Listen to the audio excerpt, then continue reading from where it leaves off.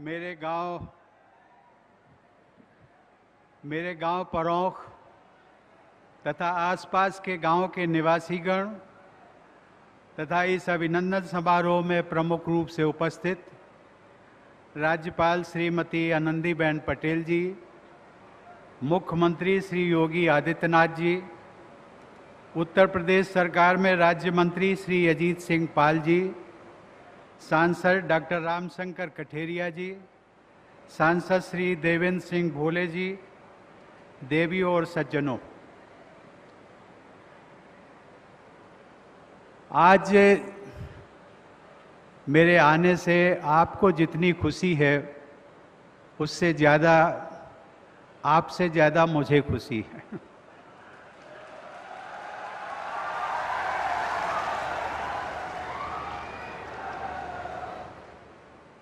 सही मायने में अपनी मातृभूमि, अपनी जन्मभूमि पर जाने की जो एक लालसा होती है, बरसों से जुड़ी हुई थी, प्रतीक्षा थी, आप सबकी भी प्रतीक्षा थी। और इसीलिए आज मैं जब हेलीकॉप्टर से नीचे उतरा तो सबसे पहले मैंने इस मातृभूमि को वंदना करते हुए उनका चरण स्पर्श किया और ये प्रार्थना की कि ये जितने विलंब से मुझे इस बार आना हुआ, आगे इतना विलंब ना हो, जल्दी से जल्दी आने का मौका मिले।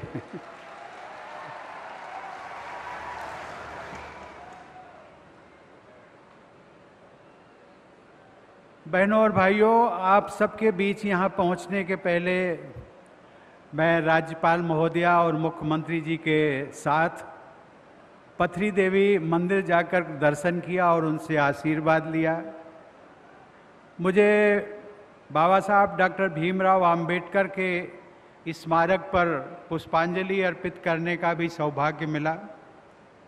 बरसों पहले मैंने देखा था, लेकिन आज जब वहाँ पर गया तो एक सामुदायिक केंद्र भी बनाया है, ग्राम पंचायत को उसकी व्यवस्था सौंपी गई है और मुख्यमंत्री जी ने आदेश भी दिया कि वहाँ पर बाबा साहब डॉक्टर अंबेडकर की जो प्रतिमा है वो एक भव्य प्रतिमा, संगमरमर की प्रतिमा वहाँ पर लगाई जाए। इसके पश्चात मैं अपने पुश्तैनी निवास का, जिसको जीर्णोद्धार कराने के बाद उसे हमने ग्रामवासियों के उपयोग के लिए मिलन केंद्र के रूप में दिया था, उसमें भी जाने का सौभाग्य मिला। आज मुझे उस मिलन केंद्र को ग्राम पंचायत को देने का जो निर्णय लिया था उसका आज मुझे संतोष हुआ।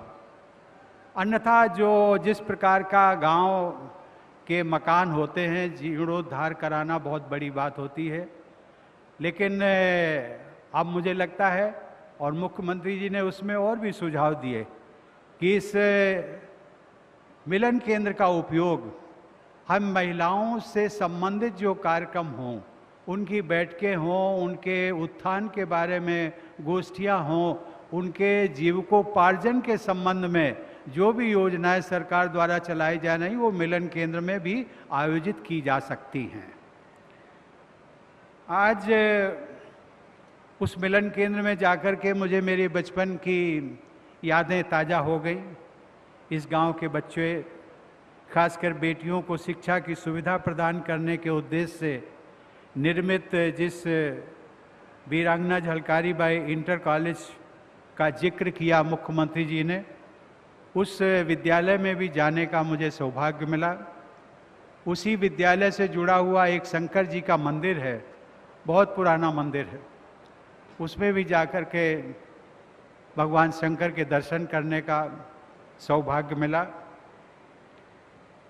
मित्रों, जिस पृष्ठभूमि में आप हैं वहीं हम भी हैं।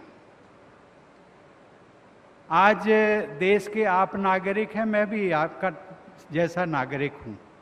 अंतर केवल इतना है, संविधान में राष्ट्रपति को देश का प्रथम नागरिक कहा जाता है, लेकिन पृष्ठभूमि आपकी और हमारी बराबर है। अर्थात हम सब बराबर के दर्जे के हैं। लेकिन कभी भी मैंने सपने में भी ये कल्पना नहीं की थी कि गांव से निकल करके एक सामान्य बालक देश के सर्वोच्च पद के दायित्व निर्वहन का उसे मौका मिलेगा। लेकिन हमारी लोकतांत्रिक व्यवस्था ने ये करके दिखा दिया। अब वो बातें नहीं हैं कि आपकी पारंपरिक, यदि परिवार में कोई राजनीतिक है, कोई प्रतिष्ठित परिवार है, तो उन्हीं के लोग जो है वो राज्यपाल और राष्ट्रपति बन सकते हैं। तो कल मैं एक दिन पहले मैं प्रेसिडेंशियल जो स्पेशल ट्रेन है उससे मैंने आने का जो एक निर्णय लिया, और वो रेलवे ने अनुरोध किया था कि मैं चाहता हूं कि रेलवे ने जो विकास कार्य किए हैं उसको आप देखें। और सबसे बड़ी अच्छी बात जो मुझे नज़र आई, रास्ते भर मैं देखता था कि जो फ्रेट कॉरिडोर बना है 2 लाइनों का, 2 ट्रैक का, वो जो व्यापार से संबंधित है, भारत की जो अर्थनीति है, जो इकोनॉमी है, उसको बढ़ाने में ये हमारा जो फ्रेट कॉरिडोर बना है रेलवे द्वारा, वो बहुत महत्वपूर्ण है, बहुत महत्वपूर्ण है। उसके परिणाम अभी हमें कुछ ही वर्षों में दिखाई पड़ने लगेंगे। लेकिन मैंने वहाँ पर कहा था, मैंने शायद रूरा में कहा था, मैंने कहा था कि अभी मुख्यमंत्री जी ने भी कहा कि ये हम सबका, उत्तर प्रदेश वालों का सौभाग्य है कि उत्तर प्रदेश से प्रथम राष्ट्रपति के रूप में रामनाथ कोविंद वहाँ पहुँचे। लेकिन मैं उससे आगे की बात करता हूँ। मैं ये कहता हूँ कि उत्तर प्रदेश ने देश के प्रधानमंत्री के रूप में तो लगभग 9 प्रधानमंत्री दिए हैं। राष्ट्रपति के रूप में केवल अभी एक ही राष्ट्रपति हुआ है। आप सबके लिए, उत्तर प्रदेश वाले लोगों के लिए भी रास्ता खुल गया है। आगे आपका कृतित्व, उत्तर प्रदेश के लोगों का कृतित्व और आचरण, ये आपको उस संवैधानिक पद का जो सर्वोच्च आसन होता है वहां तक पहुंचाने में आपको मदद कर सकता है। आज इस अवसर पर मैं देश के स्वतंत्रता सेनानियों व संविधान निर्माताओं के अमूल्य बलिदान व योगदान के लिए मैं उन्हें नमन करता हूं। सचमुच मैं आज जहां तक पहुंचा हूं उसका श्रेय इस गांव की मिट्टी और इस क्षेत्र तथा आप सब लोगों के स्नेह व आशीर्वाद को जाता है। भारतीय संस्कृति में मातृदेवो भव, पितृदेवो भव, आचार्य देवो भव की शिक्षा दी जाती है। हमारे घर में भी यही सीख दी जाती थी। माता पिता और गुरु तथा बड़ों का सम्मान करना हमारी ग्रामीण संस्कृति में अधिक स्पष्ट रूप से दिखाई देता है। गांव में सबसे, आज आप सब लोग जानते हैं कि मेरे माता और पिता जीवित नहीं हैं, स्वर्गवासी हो चुके हैं, लेकिन परिवार के लोग उस परंपरा को निभा रहे हैं। आज गांव के जो सबसे बुजुर्ग पुरुष थे उनको पिता का दर्जा दिया गया, सबसे जो वृद्ध महिला थी उसको माता का दर्जा दिया गया। और ये जो दर्जे दिए जाते हैं वो किसी जाति, वर्ग या संप्रदाय, उससे कुछ लेना देना नहीं है। आज मुझे ये देखकर खुशी हुई कि बड़ों का सम्मान करने की हमारे परिवार की ये परंपरा अब भी जारी है। मेरी ये यात्रा पहले होने वाली थी, मुख्यमंत्री जी ने थोड़ा संकेत दिया, लेकिन मैं उसका और विस्तार से थोड़ा बताना चाहूँगा कि राष्ट्रपति का कार्यभार संभालने के तुरंत बाद अन्य संवैधानिक क्रियाकलापों को संपन्न करने के साथ साथ सभी राज्यों और केंद्र शासित प्रदेशों में जाकर वहाँ के लोगों और सरकारों से मिलने और उनके मुद्दों को समझने का दायित्व निभाने में समय लगा। सन 2019 में यहाँ आने का कार्यक्रम तय हो चुका था, लेकिन लोकसभा चुनाव और उसके बाद मंत्रिमंडल के गठन से जुड़ी संवैधानिक जिम्मेदारियों के कारण व्यस्तता बढ़ी और दिल्ली में बने रहना अनिवार्य हो गया। सन 2020 के दौरान कोरोना की महामारी के कारण यहाँ आना संभव नहीं हुआ। अंततः आज इस महामारी की चुनौतियों पर कुछ अंकुश लगने की स्थिति में आप सबके बीच आना संभव हो पाया है। लेकिन कभी कभी लोग कहते हैं कि आप 3 और 4 साल तक अपने गांव नहीं आएंगे, ये कैसे? लेकिन इसके लिए मैं एक ही बात कहता हूं कि इस बीच में मोबाइल, वीडियो जैसे जो संचार माध्यम, जो नई तकनीक हमें मिली है, उन सुविधाओं की सहायता से गांव के लोगों से निरंतर मेरा संपर्क बना रहा और जिसका मुझे आज संतोष है। मैं मित्रों ये भी कहना चाहूँगा कि मैं कहीं भी रहूं, मेरे गांव की मिट्टी की खुशबू और मेरे गांव के निवासियों की यादें सदैव मेरे हृदय में विद्यमान रहती हैं। मेरे लिए परौंख केवल एक गांव नहीं है, ये मेरी मातृभूमि है, जहां से मुझे आगे बढ़कर देश सेवा की सदैव प्रेरणा मिलती रही। मातृभूमि की इसी प्रेरणा ने मुझे हाई कोर्ट से सुप्रीम कोर्ट, सुप्रीम कोर्ट से राज्यसभा, राज्यसभा से राजभवन व राजभवन से राष्ट्रपति भवन तक पहुंचा दिया। मैं जब देश में होता हूं तो मेरी जन्मभूमि यानी मेरा गांव मेरे हृदय में होता है, और जब मैं सरकारी दौरे पर विदेश में जाता हूं तो मेरा देश भारत मेरी मातृभूमि के रूप में मेरे मन में सदैव बना रहता है। मातृभूमि के प्रति इसी कृतज्ञता का भाव लेकर आज मैं इस क्षेत्र की धरती को सत सत नमन करता हूँ। यहाँ आने के पूर्व लगभग 15 दिनों पूर्व मुख्यमंत्री जी का राष्ट्रपति भवन में आना हुआ, एक शिष्टाचार भेंट के लिए, और उस समय चर्चा हुई। मैंने इच्छा जाहिर की और उन्होंने भी कहा कि नहीं, अभी कोरोना की गति धीमी हो रही है, इसी समय हम लोगों को परौंख गांव चलना चाहिए। लेकिन फिर कुछ लोगों ने कहा कि बरसात के दिन शुरू हो रहे हैं। मुख्यमंत्री जी ने कहा कि बरसात होगी तो होती रहे, काम नहीं रुकेंगे, हम चलेंगे।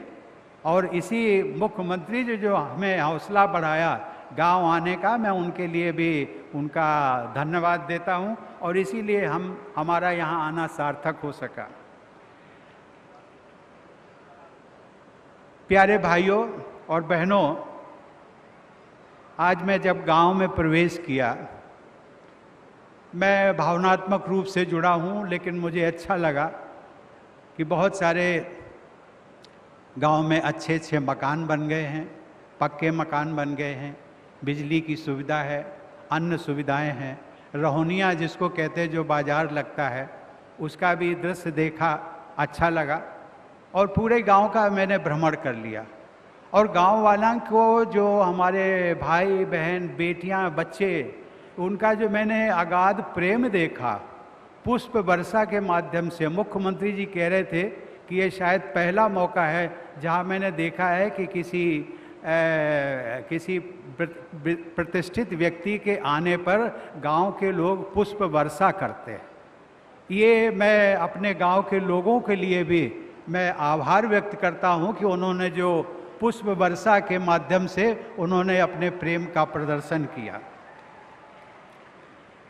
मेरे प्यारे ग्रामवासियों, सबसे पहले मुझे अपने सहपाठी, यहाँ बहुत सारे बैठे होंगे लेकिन वो बहुत सारे उम्र के लिहाज से वो भगवान को भी प्यारे हो गए, लेकिन आज जो हैं मौजूद हैं, अपने सहपाठी जसवंत सिंह, विजयपाल सिंह उर्फ सल्लू सिंह, हरी राम जो इस बीच में नहीं है, चंद्रभान सिंह भदौरिया, राजा राम, दशरथ सिंह याद आते हैं। उनके साथ मैंने अपनी पढ़ाई लिखाई की शुरुआत की और हम सब ने साथ साथ अपने भविष्य के सपने साझा किए थे। उसी संगति में एक दूसरे की मदद करने जैसे जीवन मूल्यों का निर्माण भी हुआ। उन मित्रों और सहपाठियों का मेरे जीवन में आज एक विशेष स्थान है। हमारे गांव के वातावरण और यहाँ के लोगों से जीवन निर्माण के विभिन्न आयामों को विकसित करने में भी मुझे मदद मिली। मुझे आज भी स्मरण है कि इस गांव में राजनैतिक चेतना जगाने की शुरुआत स्वर्गीय बजरंग सिंह जी ने की थी, जो कि जसवंत सिंह जी के परिवार से जुड़े हैं, उनके बड़े भाई थे। ये स्वर्गीय बजरंग सिंह जी इस गांव में सबसे पहले वो डॉक्टर राम मनोहर लोहिया को इस गांव में उनको लाने का श्रेय जाता है। वो बहुत बड़ी बात थी, वो लगभग 50-60 साल पहले की बात है। राम मनोहर लोहिया जैसा व्यक्ति, देश का सर्वोच्च नेता, और वो परौंख जैसे गांव में यदि आ जाए तो वो एक बहुत बड़ी बात हुआ करती थी। श्री धन सिंह भदौरिया जी ने अपने प्रयासों से गांव के लोगों में आध्यात्मिक और धार्मिक चेतना को व्यापक आधार दिया। सामाजिक सौहार्द की भावना को मजबूत बनाने वाले व्यक्ति की भूमिका में स्वर्गीय तुराब खां भी मुझे याद आते हैं। तुराब खां और दराफ खां ये दो भाई थे, लेकिन उन्होंने सामाजिक सौहार्द को बनाने में बहुत मदद की। आज राष्ट्रपति के रूप में तीनों सेनाओं के सुप्रीम कमांडर की भूमिका निभाते हुए मुझे अपने गांव के सैन्य अधिकारी और जवान श्री जगदीश सिंह भदौरिया और गोरेलाल सिंह के नाम भी याद आते। हमारे गांव के कुछ प्रमुख व्यक्तियों की विशेष स्मृतियां मेरे मानस पटल पर आज भी अंकित हैं। सूबेदार सिंह, कैलाशनाथ वाजपेयी, गहबर सिंह, रामचंद्र शुक्ला, मोतीलाल गुप्ता, बाला प्रसाद शुक्ला, मास्टर राजकिशोर सिंह, महेश सिंह, भोले सिंह सांसद नहीं, दूसरे हमारे गांव के भी एक भोले सिंह। महान भाव ने इस गांव को भारतीय संस्कृति के सहज मूल्यों के साथ जोड़कर रखा। गांव के वातावरण में सामाजिक एकता, धार्मिक सहिष्णुता, सौहार्द, शिक्षा के प्रति लगाव, कर्तव्यों के प्रति चेतना, ऐसे कई आदर्शों को मजबूत बनाने में उन लोगों की बहुत बड़ी भूमिका रही है। आज हमारे बहुत सारे सहपाठी और वरिष्ठ ग्रामवासी आज हमारे बीच में नहीं हैं। उन दिवंगत आत्माओं की स्मृति को मैं सादर नमन करता हूँ। कुल मिलाकर शिक्षा के प्रति जागरूकता बढ़ाने, सामाजिक न्याय पर आधारित राजनैतिक चेतना को जन्म देने, चरित्र व जीवन के निर्माण में उपयोगी संस्कारों को बनाए रखने तथा आपसी भाईचारे पर जोर देने के गांव के वातावरण का समग्र प्रभाव मेरी सोच पर भी पड़ा है। भाइयों और बहनों, मैंने अपने जीवन के आरंभिक लगभग 14-15 वर्ष गांव में बिताए थे। उसके बाद कानपुर और फिर दिल्ली में रहा, लेकिन अपने गांव से मेरा लगाव कभी कम नहीं हुआ और यहाँ आने जाने का सिलसिला बना रहा। इतने गहरे और लंबे जुड़ाव के कारण यहाँ की स्मृतियाँ प्रायः जीवंत हो उठती हैं। परौंख में ही उस समय एक प्राथमिक शिक्षा प्राप्त विद्यालय हुआ करता था और बाद में मैं जूनियर हाई स्कूल की शिक्षा पाने के लिए खानपुर जाया करता था। प्राइमरी पाठशाला के तत्कालीन प्रधानाध्यापक, जिनको मैं जरूर आज याद करना चाहता हूँ, वो नुनारी निवासी थे शंभू दयाल त्रिपाठी जी। उनकी प्रेरणा आज भी मेरी स्मृतियों में जुड़ी हुई हैं। उन्होंने ही मुझे बड़ों का सम्मान और एक बहुत बड़ी उन्होंने सीख दी थी, रोज प्रातः माता पिता के पैर छूकर आशीर्वाद लेने की सीख भी उन्होंने ही मुझे दी थी। नुनारी का ही एक शाही परिवार था। पहले वो लाल जी थे, फिर बाद में बना जी। उनके नाम का भी मैं उल्लेख करना चाहूँगा। नुनारी के शाही परिवार के प्रमुख बना जी के जो उत्प्रेरक जो प्रसंग और बातों को मैं आज भी याद करता हूँ। उस समय प्राइमरी शिक्षा के बाद की पढ़ाई के लिए यहाँ कोई विद्यालय नहीं था। मैं उसी समय ये महसूस करता था, आज मैंने मुख्यमंत्री जी और राज्यपाल महोदया को भी बताया कि ये अगर मैं सोचता था कि अगर यहाँ पर जूनियर हाई स्कूल होता, माध्यमिक विद्यालय होता, तो शिक्षा के प्रति गहरी लालसा रखने वाले बच्चे भी आगे पढ़ाई कर सकते थे। और विशेष करके जो हमारी बच्चियाँ थीं, वो गांव के बाहर उनको जाने का पढ़ाई के लिए मौका नहीं मिल सकता था। मैं सोचा करता था यदि मैं कभी किसी योग्य बन पाया तो यहाँ एक विद्यालय की स्थापना कराऊंगा, जिससे यहाँ के बच्चों को, खासकर बेटियों की शिक्षा के अवसर प्राप्त हो। हमारी पीढ़ी में बेटियों को पढ़ने के लिए गांव से बाहर भेजना लगभग नामुमकिन था। इसीलिए मेरे अंदर गांव में शिक्षा की सुविधा उपलब्ध कराने के लिए एक ललक थी। इसी सोच के परिणाम स्वरूप आज वीरांगना झलकारी बाई इंटर कॉलेज में पठन पाठन की सुविधा यहाँ के बच्चों को मिल रही है। हाल ही में राज्य सरकार द्वारा इस विद्यालय का प्रांतीकरण कर दिया गया है। इसके लिए मैं सभी ग्रामवासियों की ओर से मुख्यमंत्री जी को विशेष धन्यवाद देता हूँ। बहनों और भाइयों, एक हम सब लोग जानते हैं, एक अदृश्य वायरस जिसका नाम कोरोना है। ये महामारी ने मानव समाज को झकझोर दिया है। लगभग 100 वर्षों के बाद पूरे विश्व को चपेट में लेने वाली ये एक ऐसी महामारी है जिसके दुष्परिणाम आज हम सब लोग भुगत रहे हैं। बहुत से लोगों ने अपने प्रियजनों को खोया है। इस महामारी को निर्मूल करने के लिए अभी भी अधिक से अधिक सावधानी बरतने की आवश्यकता है। देश की सबसे बड़ी आबादी वाले राज्य उत्तर प्रदेश में महामारी से जुड़ी जांच, चिकित्सा, रोकथाम, जरूरतमंदों की सहायता और टीकाकरण के लिए सरकार द्वारा व्यापक और प्रभावी कदम उठाए गए। इसके लिए राज्यपाल श्रीमती आनंदीबेन पटेल और मुख्यमंत्री श्री योगी आदित्यनाथ जी प्रशंसा के हकदार हैं। कोरोना महामारी ने स्वास्थ्य व चिकित्सा के प्रति जागरूकता को बढ़ाया है। सार्वजनिक और व्यक्तिगत स्वच्छता पर और अधिक जोर देने की आवश्यकता है। कोरोना के संदर्भ में फिटनेस पर ध्यान देने और प्रतिरोधक क्षमता को बढ़ाने पर भी विशेष बल दिया जा रहा है। आज हम सबको खुशी है कि पूरे देश और प्रदेश में भी टीकाकरण का अभियान चल रहा है। वैक्सीनेशन भी कोरोना महामारी से बचाव के लिए कवच की तरह है। इसलिए मेरा सुझाव है कि आप सभी स्वयं तो टीका लगवाएं ही, दूसरों को भी वैक्सीनेशन के लिए प्रेरित करें। और मैंने जिला अधिकारी महोदय को भी कहा है कि आप प्रयास करिए कि इस पूरे कानपुर देहात जिले के जो प्रमुख गांव हैं, तहसील स्तर से निचले स्तर पर जाकर के वो वैक्सीनेशन कैंप्स लगवाएं। मैं एक बार फिर शिक्षा के महत्व पर जोर देना चाहूँगा। शिक्षा हमारी भावी पीढ़ी के लिए विकास के नए अवसर प्रदान करती है। मूल्यपरक और संस्कार युक्त शिक्षा का अधिक से अधिक प्रचार प्रसार होने से हमारा समाज संकीर्णताओं से बाहर निकल पाएगा, पारस्परिक सौहार्द को बल मिलेगा और सबकी ऊर्जा विकास के कार्यों में लगेगी। मेरे प्यारे ग्रामवासियों, कुछ महीनों पहले जब मैं अपनी चिकित्सा के लिए अस्पताल में था तो देश विदेश से मुझे स्नेह और शुभकामनाओं से भरे संदेश मिलते रहे। मेरे गांव और इस क्षेत्र के लोगों ने जिस आत्मीयता के साथ मेरे स्वास्थ्य के लिए बहुत सारे अनुष्ठान आयोजित किए, मंगल कामनाएं की, उसके लिए मैं आप सबके प्रति आभार व्यक्त करता हूं। आज यहां आसपास के गांव के नवनिर्वाचित ग्राम प्रधान भी उपस्थित हैं। इन सभी ग्राम प्रधानों को अपना कार्यकाल सफलतापूर्वक पूरा करने के लिए मैं अपनी शुभकामनाएं देता हूं। अपने गांव में आकर मुझे हमेशा एक विशेष आनंद का अनुभव होता है। गांव की हवा, पानी और मिट्टी में एक संजीवनी शक्ति होती है। आप सबके स्नेह से मुझे विशेष बल मिलता है।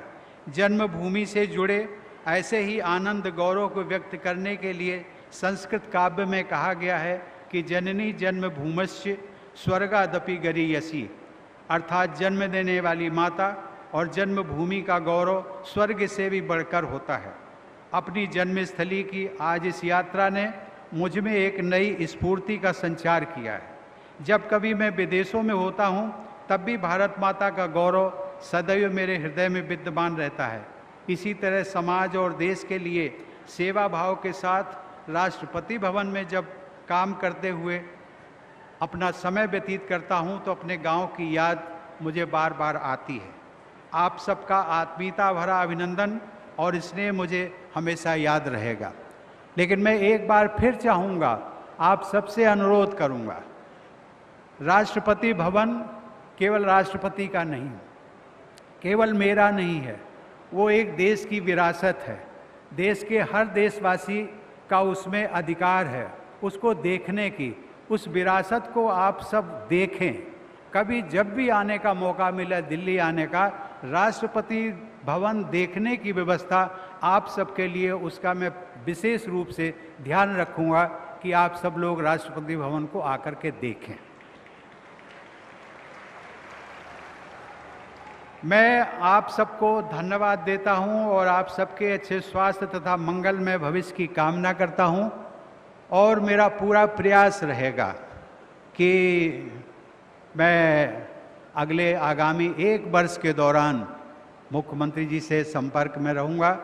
1 वर्ष के दौरान मैं फिर इस क्षेत्र में परौंक अथवा आसपास के किसी क्षेत्र में मुझे आने का मौका मिले तो मैं आप सबसे जो आज की तरह जो रूबरू हो पाया हूँ वो मुझे सौभाग्य पुनः मिलेगा। आप सब लोगों को कष्ट हुआ होगा, मैं समझ सकता हूँ, कष्ट तो सबको होता है, लेकिन आपको जो मेरे से मिलने की, मेरे को देखने की जो ललक थी, उससे उस ललक से मुझे अपने लोगों को, आप लोगों के देखने की ललक थी। आज जब मैं गांव में घूम रहा था तो मेरी माताएं, बहनें, बच्चियों, उनके चेहरे पर मैंने जो खुशी देखी तो मुझे लगा कि शायद आज मेरा यहाँ आना सार्थक हो गया है। मैं पुनः आप सब लोगों के लिए बहुत बहुत धन्यवाद देता हूँ। धन्यवाद, नमस्कार, जय हिंद।